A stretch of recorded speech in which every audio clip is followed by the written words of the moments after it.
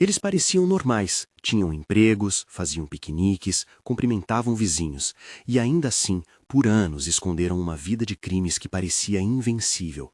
A pergunta que guia este episódio não é apenas quem eles eram, mas qual foi o detalhe, o erro ou a técnica investigativa que acabou por derrubá-los.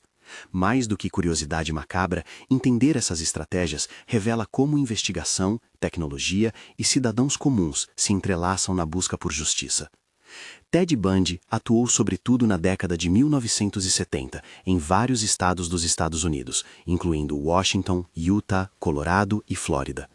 Conhecido por sua aparência aparentemente confiável e pela habilidade de manipular vítimas e testemunhas, Bundy manteve uma vida dupla, estudante e voluntário por um lado, predador por outro. Seu método envolvia atração e sequestro, e sua confiança em passar despercebido foi parte central de seu comportamento. Segundo registros, uma parada de trânsito em Utah em 1975 foi crucial. Oficiais notaram itens suspeitos no carro e o prenderam por porte de ferramentas e documentos falsos. Aqueles pertences e as investigações subsequentes permitiram ligar Bundy a desaparecimentos e invasões em várias jurisdições, culminando em julgamentos que se tornaram emblemáticos pela frieza do réu durante o processo. Estratégia decisiva, uma parada de trânsito que expôs evidências físicas, levando à compilação de provas entre estados.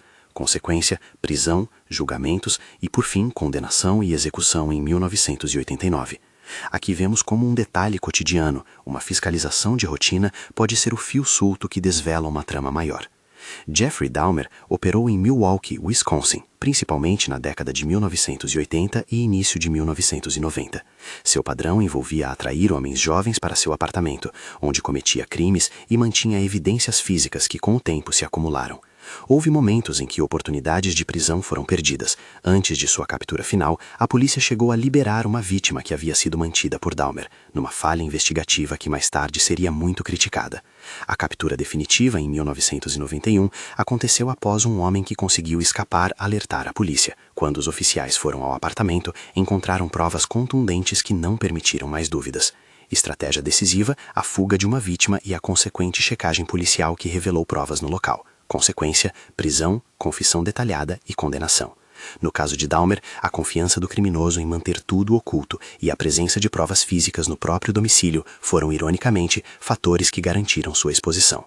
O Zodíaco atuou no final dos anos 1960, no norte da Califórnia, e permanece oficialmente não identificado.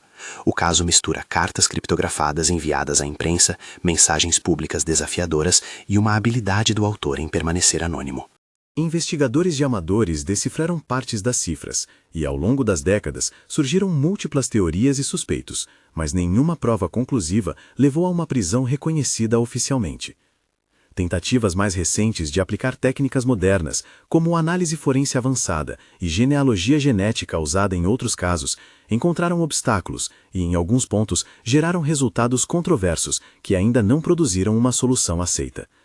Estratégia decisiva. Não houve. O Zodíaco conseguiu manter o anonimato e as cartas complicaram a investigação. Consequência, caso sem resolução oficial até hoje. Esse episódio lembra que nem todas as investigações terminam em captura. Às vezes, o criminoso vence por deixar poucos vestígios ou por explorar lacunas tecnológicas da época. Dennis Rader, conhecido como BTK, aterrorizou Wichita, Kansas, nas décadas de 1970 e início de 1990. Mas foi preso apenas em 2005. Rader vivia como cidadão exemplar, servidor público, pai de família e líder em sua igreja, a dualidade perfeita para se esconder. Após anos de silêncio, ele recomeçou a enviar material à polícia e à imprensa, buscando atenção. Foi esse retorno que acabou por traí-lo. Um disco flexível, disquete, enviado à polícia, foi analisado por peritos digitais. Metadados e informações contidas no arquivo foram suficientes para ligar a peça a um computador ou rede associados a uma igreja local, e investigadores conseguiram correlacionar essas pistas ao nome Dennis Rader. Estratégia decisiva. Análise técnica do disquete, com recuperação de metadados que ligaram o arquivo à sua rede doméstica e comunidade. Consequência, prisão, confissão e condenação à prisão perpétua. Aqui a vaidade e o desejo por reconhecimento, combinados à fragilidade de arquivos digitais, foram a ruína do autor. Gary Ridgway, conhecido como o Green River Killer, operou principalmente no estado de Washington, nas décadas de 1980 e 1990. Por anos, sua atividade se espalhou por cidades próximas ao Rio Green. Durante muito tempo, ele passou despercebido, levando uma vida comum como trabalhador e motorista. O avanço decisivo no caso veio com o progresso das técnicas forenses. Amostras biológicas armazenadas por anos foram reexaminadas com métodos modernos de DNA, permitindo estabelecer ligações entre vítimas e um suspeito. Essa reanálise forense, acompanhada de entrevistas e confrontos, forçou Ridgway a confessar detalhadamente os crimes em troca de acordos legais que evitaram penas de morte, mas permitiram que ele entregasse informações sobre muitas vítimas. Estratégia decisiva: reanálise de material biológico com técnicas modernas de DNA que sustentaram a acusação. Consequência: prisão, confissão a múltiplos homicídios e prisão perpétua. Esse caso mostra o poder da persistência científica. Provas antigas, tratadas novamente com novas ferramentas, podem alterar completamente um processo investigativo. Aline Wuornos atuou na Flórida, no final dos anos 1980 e início de 1990. Sua trajetória envolve uma vida de trauma pessoal, relações difíceis e, segundo investigações, uma trajetória que a levou a matar homens que, em alguns relatos, haviam sido clientes durante sua vida na prostituição. A identificação que levou à prisão incluiu relatos de testemunhas, pistas materiais e rastreamento de armas e munições ligadas aos crimes. Há ainda o papel de pessoas próximas que colaboraram com a investigação por meio de depoimentos. Estratégia decisiva: rastreamento balístico e testemunhos que colocaram as evidências na direção dela. Consequência: prisão, julgamentos e condenações que resultaram em pena de morte, cumprida em 2002. No caso de Wuornos, além das implicações criminais, a história suscita debates complexos sobre violência, trauma e a forma como a sociedade trata pessoas em situação marginalizada. John Wayne Gacy, ativo na década de 1970 em Chicago, Illinois, cultivava a imagem pública de empresário e voluntário comunitário. Chegou a atuar como palhaço em eventos infantis enquanto escondia crimes em sua propriedade. A investigação que o derrubou começou a partir de desaparecimentos de jovens e da persistência de familiares e investigadores locais. Uma queixa formal sobre o sumiço do jovem Robert Piest levou a um mandado de busca à residência de Gacy. Buscas subsequentes encontraram provas e corpos enterrados na propriedade. Estratégia decisiva: investigação local e mandado de busca motivados pela coragem de famílias que insistiram na apuração. Consequência: prisão, julgamento, condenação e execução em 1994. Esse caso evidencia como a determinação das vítimas e de seus familiares, somada à investigação minuciosa em território conhecido, pode iluminar crimes que pareciam enterrados. Richard Ramirez, o chamado Night Stalker, atuou em meados dos anos 1980 na Califórnia, em uma onda de crimes que causou pânico em comunidades locais. Seu padrão envolvia invasões noturnas e uma mistura de furtos e violência. A identificação e captura envolveram vários elementos: impressões digitais e outros vestígios em veículos e locais, além da divulgação intensa pela mídia que levou a reconhecimento público. Em 1985, após um confronto com moradores que reconheciam seu retrato falado, Ramirez foi focalizado por civis que o detiveram até a chegada da polícia. Estratégia decisiva: combinação de identificação por impressões digitais e reconhecimento público que culminou em detenção pela comunidade.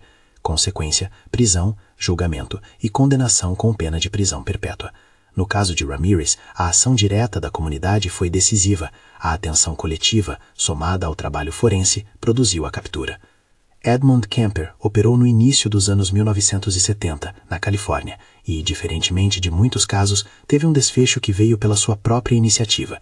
Depois de cometer uma série de homicídios que incluíam parentes e estranhos, Kemper entrou em contato com a polícia e confessou alguns dos crimes, dando direções e entregando-se. Sua atitude de se apresentar e colaborar permitiu não apenas sua prisão, mas também um entendimento mais aprofundado de seu comportamento por parte de autoridades e psicólogos. Estratégia decisiva: entrega voluntária e confissão direta à polícia. Consequência: prisão, julgamentos e utilização de seu caso em estudos de perfil criminal.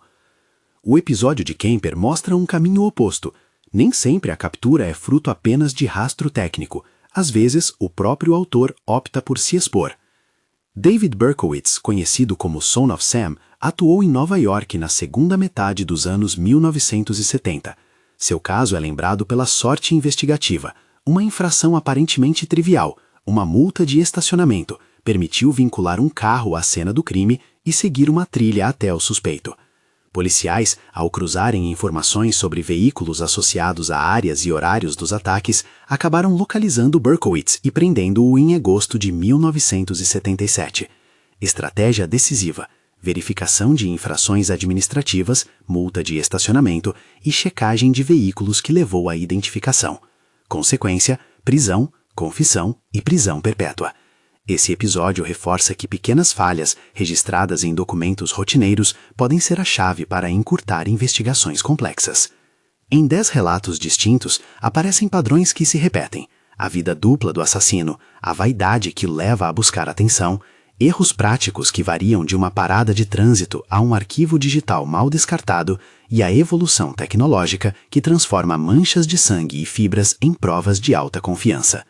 Às vezes, a sorte e a vigilância comunitária se combinam com perícia científica. Outras, o próprio criminoso se entrega ou recomeça a buscar destaque, facilitando a identificação. Em casos como o do Zodíaco, a ausência de provas suficientemente conclusivas e o uso de táticas de anonimato impediram a captura, lembrando que nem todas as investigações encontram um fim claro. Essas histórias também revelam a importância de atores variados, policiais persistentes que não deixam um caso esfriar, peritos que revisitam evidências com novas técnicas, familiares e vizinhos que não aceitam o silêncio como resposta, e até mesmo cidadãos que reconhecem um rosto numa rua e agem. A tecnologia, DNA, análise digital, metadados, reanálise de amostras antigas transformou casos arquivados em investigações abertas, e a colaboração entre jurisdições se tornou essencial frente a criminosos que atuavam em diferentes estados. Ao mesmo tempo, é necessário lembrar a face humana por trás dos números: vítimas, famílias e comunidades que carregam perdas e memórias. Respeitar essa dor é parte do propósito de qualquer relato investigativo. Não se trata de alimentar um espetáculo, mas de entender como a investigação pode ser mais eficaz, como a vigilância cidadã se articula com o trabalho policial e como a tecnologia, usada com critério, pode acertar passos atrasados de justiça. Qual desses casos você já conhecia? Conta nos comentários. Se você quer mais episódios que expliquem passo a passo quais técnicas e erros levaram à captura de criminosos notórios, inscreva-se para não perder os próximos vídeos. E antes de encerrar, uma última reflexão. Cada estratégia decisiva citada aqui, desde uma multa de estacionamento até uma reanálise de DNA, veio do acúmulo de pequenas ações que, somadas, resultaram em justiça. Lembremos das vítimas com respeito e das lições que esses casos nos deixam: atenção comunitária, perícia persistente e tecnologia a serviço da verdade. Obrigado por assistir. Sugira nos comentários qual caso você gostaria que a gente destrinchasse com mais detalhes.